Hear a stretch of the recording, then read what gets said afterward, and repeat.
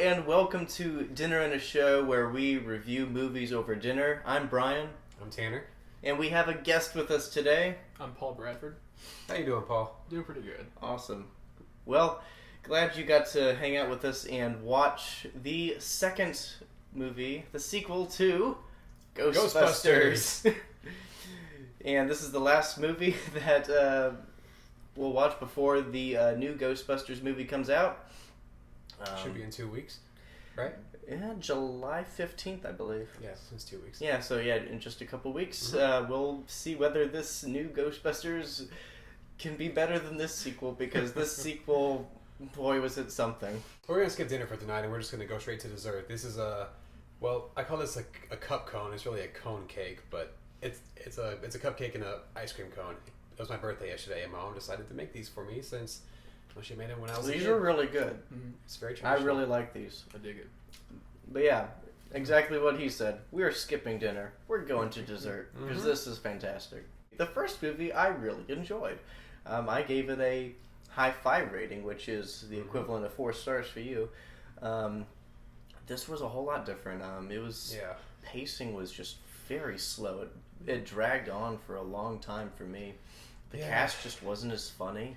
And Bill Murray is forced to just try to carry the entire movie, and God bless him, he sure is trying, but he can't work with this material. It's sort of dreary. It's sort of bland, kind of dull. He didn't look like he was having a good time. Yeah. They skip over the more interesting parts.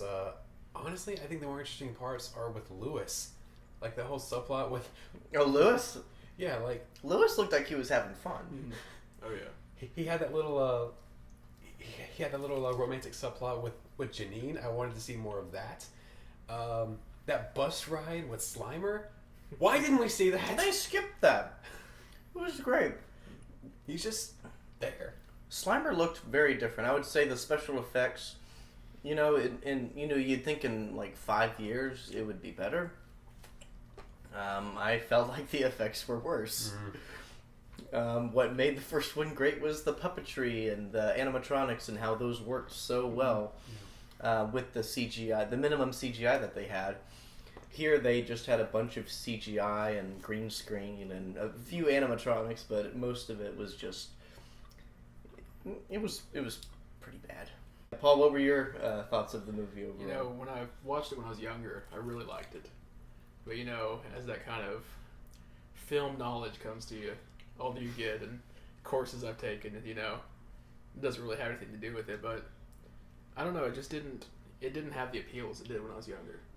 Yeah. It was like it lost something, or maybe there was something never there. This was actually my first time watching Ghostbusters 2. I mean, I was told by pretty much everybody that just watch the first one, you're good. And I pretty much kept to that knowledge and or wisdom, and just went on my merry way, just knowing that the first one was great. To be fair, can we talk about the best part of this movie? We can talk about the best part.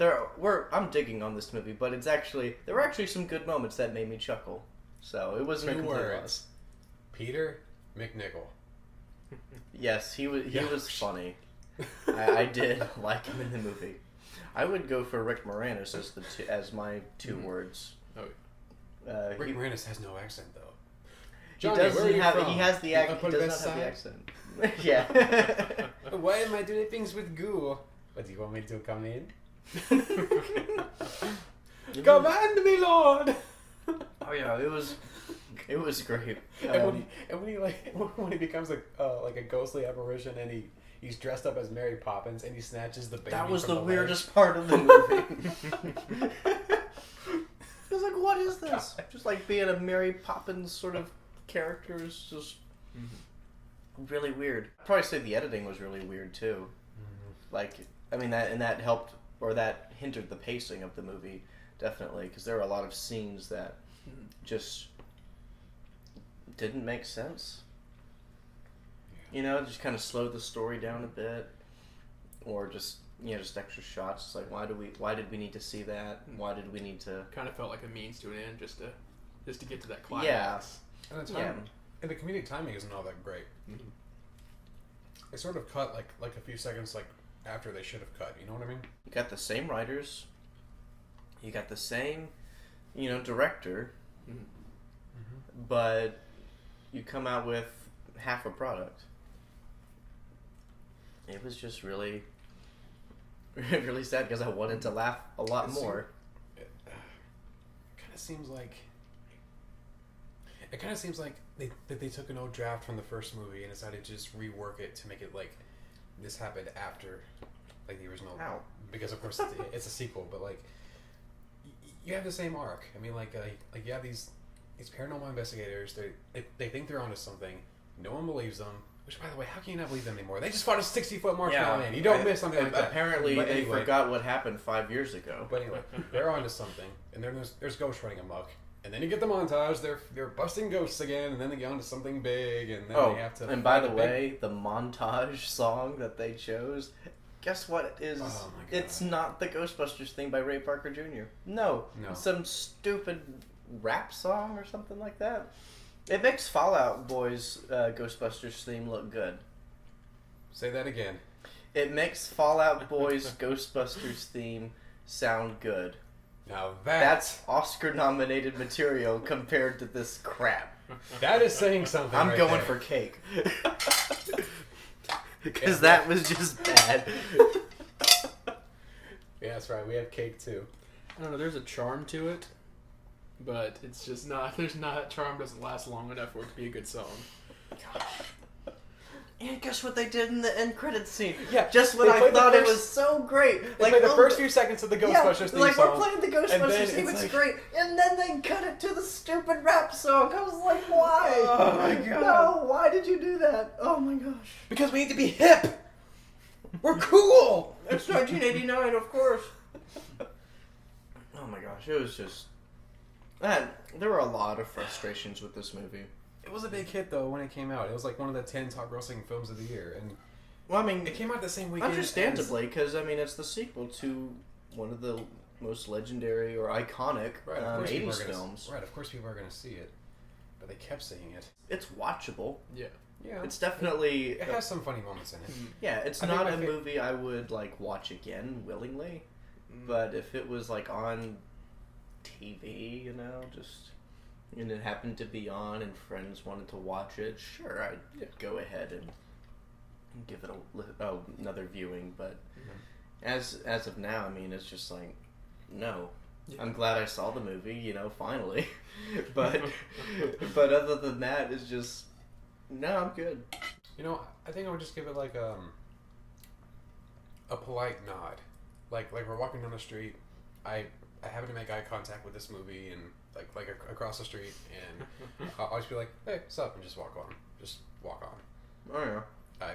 I wouldn't be mad at it. I wouldn't want to like cause physical harm to it. I just politely nod and say, "Hey, what's up?" and just walk away and not think any more about it. Yeah, probably. Paul, what would your rating be? It's like I would give it kind of a thumbs up and then one kind of turn to the side. Just kind of like it could be there. But like there's so much. Yeah, it's a mixed. Right.